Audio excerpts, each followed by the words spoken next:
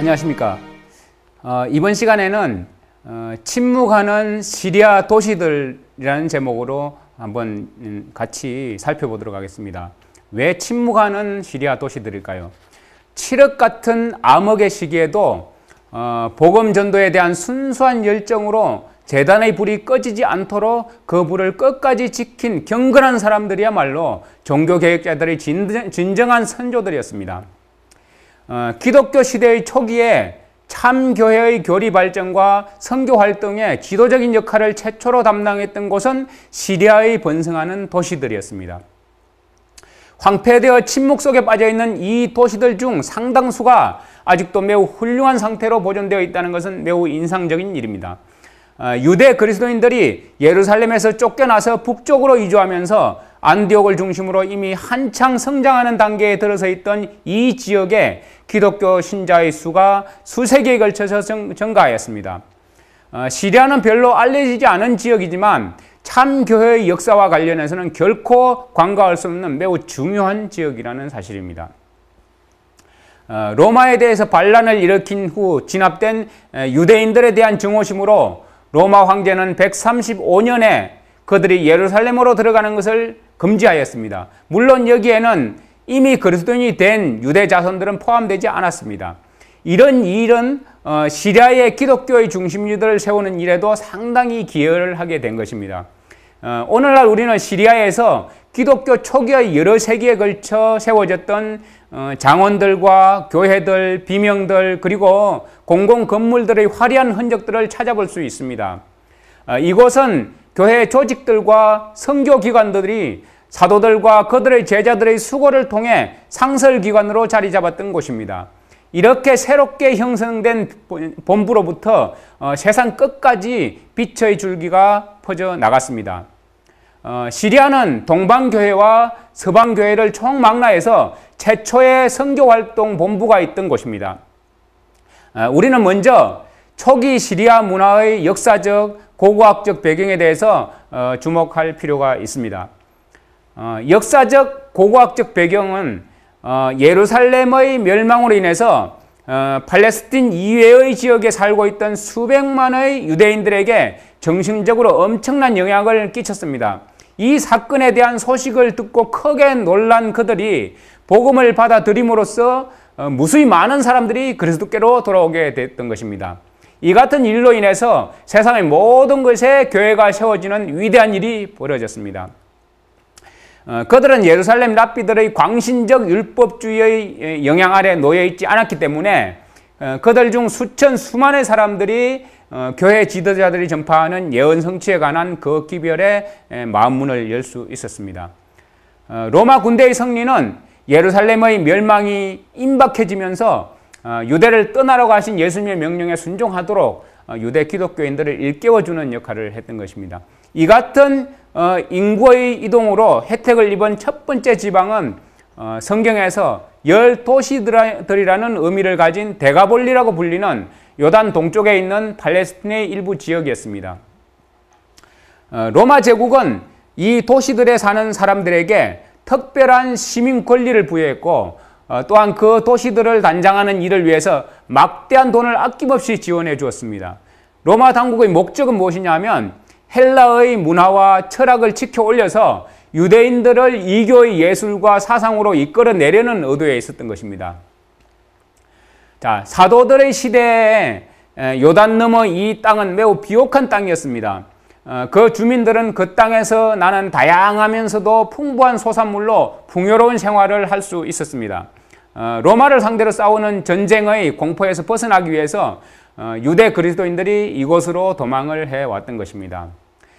우리는 사도행전을 통해서 당시 이 지역에 수천의 그리스도인들이 살고 있었다는 사실을 알 수 있습니다. 사도행전 21장 20절에 기록된 사실을 보아서 알 수 있는 것이죠. 아마도 팔레스틴에서 동쪽으로 도망친 유대 그리스도인 수가 7천에서 9천이 되었을 것이라고 예상을 합니다. 많은 수의 이방인 그리스도인들도 도망을 했습니다. 유세비우스에 따르면 이 피난민들은 펠라라는 도시로 도망하였다고 이제 기록하고 있습니다.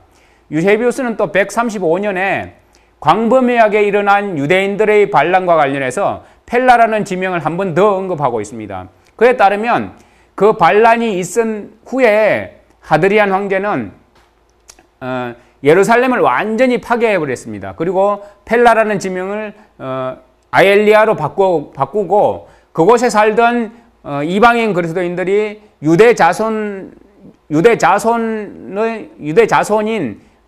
그 이방인 그리스도인들 유대 자손을 자신들의 지도자로 삼는 것을 금하는 그런 명령을 내렸습니다. 그 당시에 펠라라는 그 이름난 10도시 중 하나였는데요. 그곳은 문화와 부와 사상의 자유가 존재하는 그런 지역이었습니다. 그리로 도망한 유대 그리스도인들은 근자의 그리스도께서 예언하신 그 대예언 중 하나가 성취되는 그런 것을 보고 그 마음에 큰 감동을 받은 상태에서 자신들의 새 이웃들에게 그들이 거부할 수 없을 정도로 막 강력한 영향력을 끼쳤습니다. 자, 이곳에 정착한 추방민들은 해를 거듭하면서 그 수가 점점 증가했습니다. 그들이 회심하고 또한 그 자손들이 출생함으로 그곳에는 그 규모가 크면서도 아주 박식한 기독교 공동체가 형성되게 된 것이죠.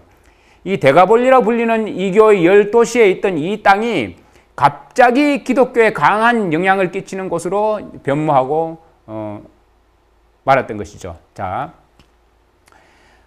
당시에 또 하나의 주목할 만한 인구 이동이 또 있었는데요. 그것은 데가볼리에서 또 어디로 이동하게 됐냐면 안디옥 근방으로 옮겨가는 이동이었습니다. 그것은 바울과 바나바가 시리아의 그 지역에 교회들을 세운 지 수십 년이 흐른 때 일어난 일이었습니다. 그 지역은 데가볼리에서 곧바로 북쪽으로 위치한 곳이었습니다. 그곳에는 그리스도께 회심한 많은 수의 이방인들과 유대인들이 살고 있었습니다. 하지만 시리아의 북부 지역은 새신자들의 대다수가 이스라엘 자손들이었습니다. 북부 시리아에 살던 이 사람들이 데가볼리에 거주하던 사람들에게 이제 자신들이 있는 지역으로 올 것을 권유를 했습니다. 그 결과로 최초로 예루살렘을 빠져나온 그 사람들의 자손들이 펠라와 그 인근 지역에서 떠나서 이제 북쪽으로 유프라데스 강까지 이제 이주를 하게 된 것이죠. 그래서 그곳의 기독교 중심지들의 인구가 증가되면서 그것들을 풍요롭게 만들었습니다.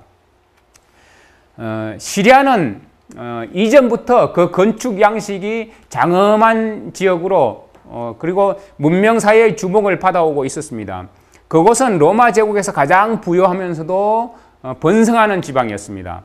그곳은 또 문화와 학문으로 유명하기도 하였습니다. 이 지역에서는 로마 황제들이 태양신을 숭배하기 위해 세운 가장 웅장한 신전들이 발견되고 있습니다.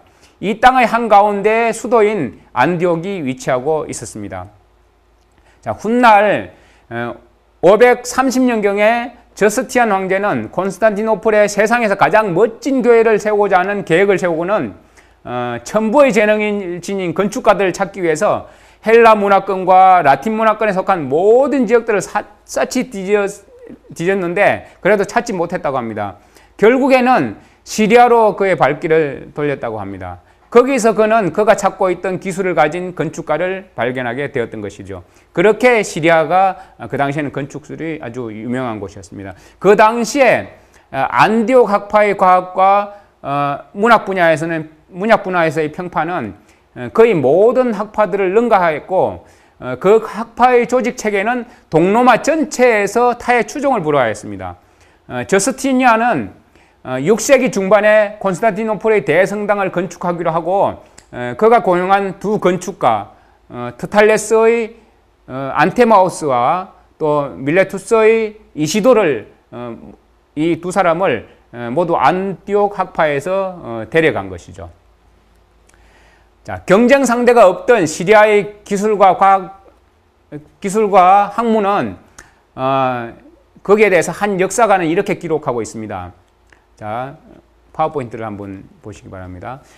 이제 비잔틴 건축 양식의 주된 특징은 지붕을 원형으로 만드는 방식의 발전에서 찾아볼 수 있다. 이 양식의 가장 완벽한 표본은 콘스탄티노플에 있는 성 소피아 성당이다.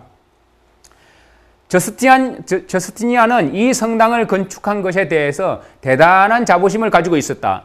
그 전에 있던 두 교회는 불에 타버렸다. 하나는 크리스토돔이 살던 시대인 AD 404년에 불타 없어진 콘스탄티니 교회이고, 또 하나는 AD 532년에 불타버린 그의 후계자가 세운 교회이다.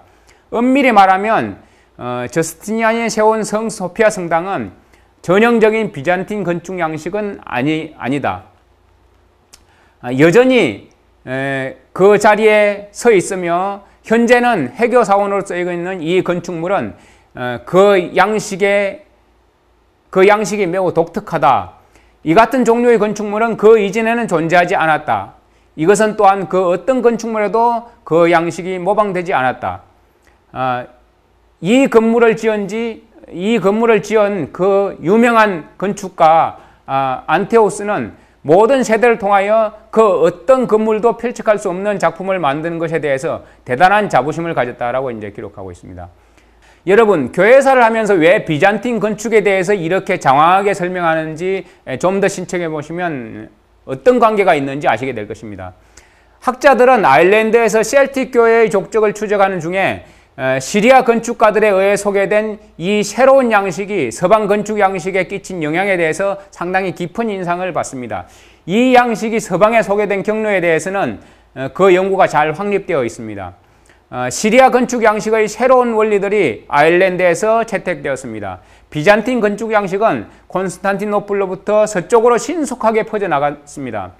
헬라 예술은 이미 죽어버리고 없었고 로마 예술 또한 죽고 없었습니다. 6세기에는 강한 감명을 주면서 생동감 있게 살아 움직이는 예술은 오직 비잔티움의 예술과 건축밖에는 없었습니다. 이 시간에는 시청자 여러분에게 두 가지를 소개할 것입니다. 하나는 비잔틴의 예술과 건축이 어떻게 골지방으로 전해지게 되었는가 하는 것이고, 또 다른 하나는 그런 후에 그것이 어떻게 골지방에서 아일랜드까지 전해졌는가 하는 것입니다. 우선 비잔틴 건축 양식이 콘스탄티노플로부터 골지방으로 전해진 것과 관련해서는 그 시기와 장소가 쉽게 확정이 됩니다. 자, 시리아에 건설했던 찬란한 문명은 아직 그 자취를 찾아볼 수가 있습니다. 아직도 그곳에 남아있는 영광에 대하여 하워드 크로스비 버틀러는 이렇게 기록해 놓았습니다. 파워포인트를 보시기 바랍니다. 황량한 도시들의 땅이라는 제목의 논문에서 다음과 같이 묘사하고 있습니다. 20세기의 동이 트고 있는 지금도 현대의 여행객들의 발길이 전혀 닿지 않는 곳에 아직도 고대 로마 제국의 일부분이 존재하고 있다. 어떤 관광객도 본 적이 없고 고대 마을들 그리고 고대 건축을 애호하는 사람들이 아직 보고 즐긴 적이 없는 사원들과 탑들, 그리고 어떤 학자도 해석한 적이 없고 고대 헬라어 기록된 비문들이 여전히 존재하고 있다. 사실 옛 유물들이 무수히 많이 산재해 있지만 그 전체 지역이 베데카 여행 안내서에 소개되고 있지 않고, 또한 가장 최근에 발행된 지도들에서도 나오지 않는 곳들이 많이 있다. 하지만 이 같은 사실을 알고 있는 사람은 거의 없다. 자, 그리고 계속해서 독자들은 잠시 익숙해져 있는 산림이 울창한 언덕들과 신선하고 푸른 목초지들의 화려한 풍경에서 눈을 돌려서 그 마음에 구름 한 점 없는 하늘 아래 황량이 펼쳐 있는 회색 언덕의 이 버려진 땅을 상상해 보기 바란다. 또한 오랫동안 문명들로부터 버림을 당해온 도시의 위대한 잔존물들이 높이 솟아있는 부서진 성벽들과 산산이 부서져 있는 열주들, 그리고 활짝 열려있는 대문들과 어떤 사람도 심지어는 짐승까지도 거하지 않는 집들, 이 같은 적막하고 음산한 광경을 마음의 눈으로 한번 바라보기 바란다. 우리는 지금은 황량하고 쓸쓸한 이 도시가 콘스탄티누스 대제의 시대 이전에 곧 로마가 여전히 세상의 여왕으로 군림하고 안토니우스 왕조의 황제들이 아직 보좌에 앉아있을 그 당시에 존재했던 도시였음을 기억할 필요가 있다. 우리는 또한 우리의 조상들이 오딘과 트로에게 경배했을 시기에 이 도시의 장엄한 교회들이 세워진 것과 이 도시에 있던 급만 번지르한 장원들과 그보다는 좀 순수하지만 그래도 여전히 화려한 저택들이 앵글로 섹선족이 나뭇가지로 지은 오두막과 동물의 가죽에 의존하면서 살고 있을 바로 그 당시에 지어졌음을 알아야 한다. 한때 부유하고 번성하던 이 마을이 13세기 동안이나 거주하는 사람이 전혀 없는 상태로 방치되어 있으며 그 기간 동안 그 어떤 사람도 거기에 돌 하나라도 더하거나 기웃덩거리는 벽을 떠받치기 위해서 애쓴 적이 없었다. 이 같은 상상을 통해서 우리는 이 도시가 살아 숨쉬던 고대의 모습과 죽어 황량한 상태로 남아있는 현재의 모습을 이해할 수 있게 될 것이다 라고 이렇게 기록하고 있습니다.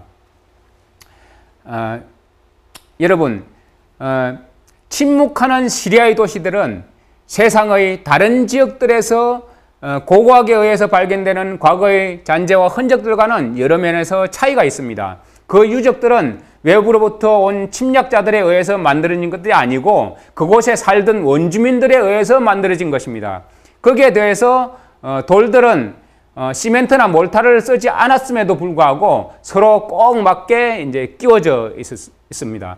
그 건축 설비에 있어서 매우 높은 수준을 유지했던 위생 시설들은 그 문명이 상당히 발달된 상태에 있었음을 보여주는 것입니다. 자, 어떤 저술가들은 건강이나 위생과 관련된 당시의 설비들이 현재 유럽이나 미국 등 서방 세계에서 볼 수 있는 것보다 더 발달되었다고 진술하고 있습니다. 이렇게 그들의 문명에 대한 명백한 흔적들을 통해서 우리는 북쪽과 남쪽 시리아에 위치해 있던 수많은 작은 마을들에 살던 주민들이 상당히 크고 유복한 중상층을 형성하고 있었음을 우리는 알 수 있습니다.